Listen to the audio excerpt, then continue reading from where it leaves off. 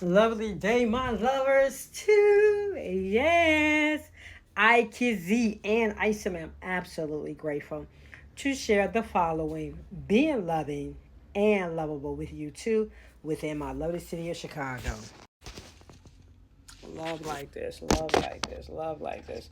I actually want to cry. If I cry, you all, it's because I'm grateful.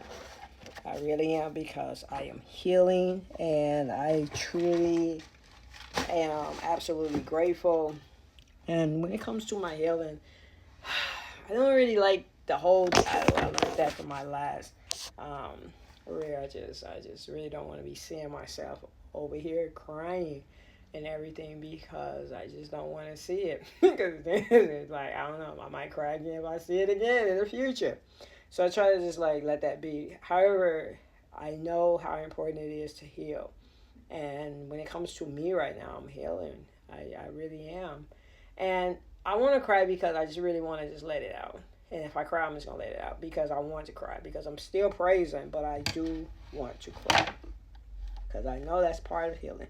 I remember when I was in my early 20s, about 21.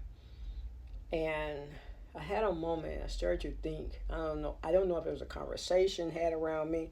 But then I realized, like, how many times do I cry per year? Like, am I letting it out? Am I releasing? And so then being that, as a lady yesterday, I think I thought about it today and I thought about it yesterday because I removed the videos when I'm like sharing my emotions with others. And it's like, yo, I gotta get it together because I already know what I'm feeling right now. If I'm around certain individuals and they said I'm gonna cry and they gonna have the footage. It's true. It's like, oh, y'all got the footage of me crying, and I can't. It's your footage, so I can't be like, hey, give me your camera. Can't nobody? You'll be out here showing my tears. Give me that camera. I'm on. It's true. I gotta get it together because I'm around people, and that's the reason why I accept where I'm at today. Today is the day. It's out. So this tooth right there, this tooth in particular, um, it was 2004 when it took place. Was it 2004? My son had he turned one, so it was in 2004 because he was still crawling. And my husband and I had we were communicating, and it'd be like, "Yo, move on, That's why it's like you learn lessons. I'm grateful for all of my lessons that I learned. It's like, hey, come on now, and in front of my son, I had the transition of being hit in my face right here. He just was hitting me in my face. And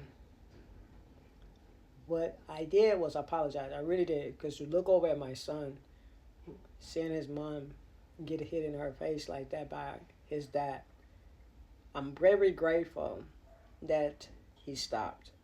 And I was able to, allow the calmness to come in and make it so that I could go to my neighbors and they made sure they was able to I don't know at that present time we called the police, but I knew I was able to get in my car with my son and go to my grandma's house so that everything could bring about restored peace in my home.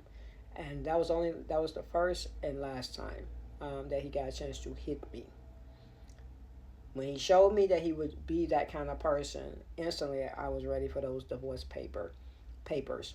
We had got married in 2000, and I think it was like, I know 2001 for sure because I started attending my 4 year college.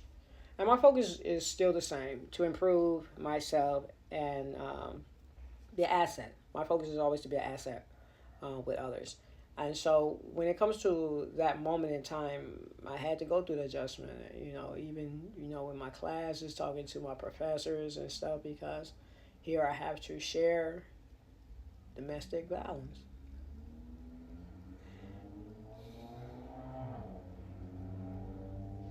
And so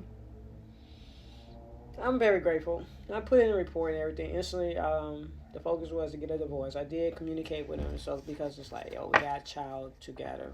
And then I found out, and when I went down to put in an order of protection, that I wasn't the only woman that he had done it to. And so in that time, finally, I think it was a year later, in her exhale, I discovered the tooth was loose. So I went to individuals and communicated, and they told me their prices and everything. And it wasn't no dental coverage when it comes to public health at the time. It's only was extractions. You're just gonna get the teeth taken out, and I didn't see that it need to be taken out. But over years, the gap got bigger and bigger, and people just was complimenting that gap. It's like, oh, you got a beautiful gap, thinking that I had the African gap. That was, but if you see some old pictures, if you get a chance to see any of my old pictures, that gap wasn't that big. It was, if it was there, you barely knew it was there. From my pictures, because I can't really see like I want to, but mine have always been about healing. Because at the time of meeting my husband, all this I was working on not smoking cigarettes, not drinking alcohol, anything that I felt like will, anything that I had to do sobriety. Because I like being sober. I like to receive my gift, my experience, my spirituality and physicality naturally as much as possible. So when it came to over the years, so now we are now 20, so that 2022 years later, I find the tooth is gone. But what happened, the reason why I'm telling this is because when I saw Chrisean Rock and she had to, her transition of her tooth being knocked out because of her lifestyle, or the activities that was taking place, and I just been watching Chrisean Rock, and it was just like, man, she's beautiful. It's a beautiful woman. Chrisean Rock is a beautiful woman. But to be a person that grew up also knowing my mom, she wasn't happy about her young 19, my mom, or her teeth were gone. So I've been dealing with the thinking of my teeth not being in my life. It's so much stressing since a child, since a little girl. And then watching people had gold tooth put in theirs. If I get something in there, I want that. I want some amethyst. Y'all gonna know it's not there. Ain't no pretending. Even though the people, individuals like, you can just put it. I don't like how Chrisean Rock. It's not like she won't be feeling the need to put it in. Like, this is going to take care of business, especially now she's a boxer. It's really like people get their teeth knocked out. We don't know how handsome. I know all those his teeth. Joshua, those are all his teeth. But he got knocked out. We wouldn't even know because he's still handsome and stuff. But so when it comes to spiritual beauty, is very important to me. And what happened was, we just ended school. Thursday before last, and I was going through this because I'm transitioning still, and I'm still like want to just come because in areas it's just like individuals that's come forward to they are sent to help me. I call it attacks. It's spiritual attack. Like, man, back up off of me. I said what I said, and you don't want to work me. Let's figure out how we can disconnect. Cause I'm tired of this relationship. That's the reason why if someone's like, you cutting people off quicker, I have to, because I don't have room to pretend. I have no room to know that somebody is not doing well and then sitting there and be the person take the hits. I can't do it for people because at the time, my first husband, that husband at the time, he was already dealing with alcohol and drugs, and so the mindset, it wasn't an asset for me. It was a liability. He wasn't, that wasn't that's the reason why I have been a person to focus on what can I do to be an asset. So then, as I was in the park doing my crafting, what happened is I got an infection, a cavity, and I'm like, oh my god, and it started smelling bad. I had to deal with that through this whole school, through the term of trying to get to the dentist, and all the time I'm like, I'm tired. So I'm like, that smell itself, I don't like the way I smell. I'm not no. If the tooth has to be taken out just so I can have fresh breath, buy a tooth. And on top of that, I was just thinking when somebody was around me, it made me really like, oh my god, I want real healthy relationships. I want really healthy relationships with individuals, like, because you will change. I'm at 49. A lot of individuals are just dying, or some people don't even make it there. My mom didn't make it to her 40s, so I know what life is for me, and I want to continue to praise it as lovingly and say thank you for the experience and learn from them though. Learn it. That's the thing. And in my natural spirituality, a beautiful woman came through the park, and she wanted to take pictures of the chalk art that I did with the youth at the time.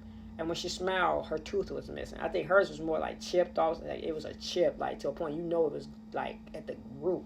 And first of all, I don't want that to happen. I don't want that too. But it was already loose and all of that kind of stuff. So it was already damaged in the area, and so it was affecting this tooth over here and all that kind of stuff. But when she did that, I looked. I said, well, that's a sign. You're gonna have to get that tooth taken out. And when I ran over there, I had to run to the letters, like, let her know you're so beautiful. I thank you because you was a sign, and she was. Because in reality, I had to get the tooth taken out, which I did today. So this is me praising and celebrating my healing and making adjustments, because the reality is I am going through another change.